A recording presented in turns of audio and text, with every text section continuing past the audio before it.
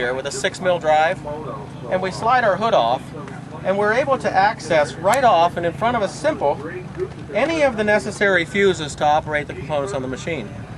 Also, may be difficult at your angle to see, but right here is our CDI that runs the ignition system for our machine. Also in here is what I call a harness organizer, which is a clip system that simply says if a racer wishes to remove certain components from his machine, like a few of the switch packs up here, because you're going to go right down to bare bone racing components, instead of having to cut or dissect your wiring harness and redo everything, many of our connectors simply come up here to our switches and our safety devices and are disconnected right here cleanly at this organizer. In other words, the switch can go into your toolbox or be stored away for installation at a later date if you wish. Okay? So thought through pretty well. Now, the main reason we come into this area, not just to see the fuse and the CDI and where some of our wiring's located, but this machine happens to have two ignition curves. One will give you more torque and a harder hit. The other one will calm down the power delivery of the machine depending on the traction and the track conditions that you're riding under.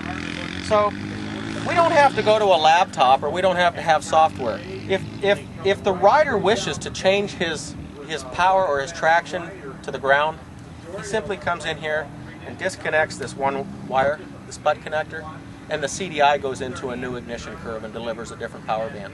Okay, it's very simple. Again, no cost, no service need, no reason to return to the dealer. Okay? That's it right there, CDI reprogramming. Okay, while we're here, I want you to know that in the initial part of our video, we had the race hood on it, which will come with the machine. But the machine does sell on the showroom floor with a very easily removable headlamp that can literally stay on the machine when you put the race hood on. But this is typically what you will see on the showroom. It's more of this hood design, and that will be this will be how the bike sits showroom. And when you're ready to go racing, we install the Nerf bars that come with the machine, and we install the race hood, and you're ready to go.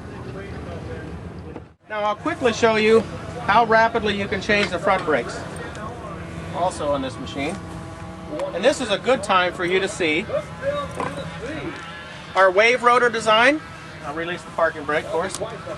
Here's our wave rotor design here that allows for cleaning up mud, and it's also a floating disc that allows for nice centered alignment under any conditions, no matter how rough. Okay, so here is the first, I believe in the industry, the first true 4-piston caliper. Not two, literally 4 pistons in each wheel. And that offers extremely high braking power along with our stainless steel braided lines. Okay? Pad change in the front. I'll take just a moment for you so you can understand exactly how easy that can be. If you'll see, I'm not going to dismount the caliper. I'm not going to do anything with the rotor position. I'm going to come in and grab just a little retainer clip here,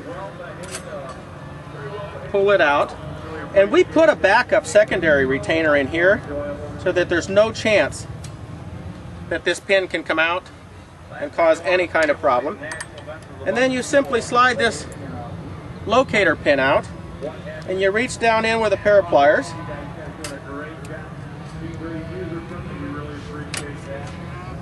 and you pull your front brakes out for service and cleanup. And that's it. Again, you can see I'm doing the service work on this front brake with one pair of pliers.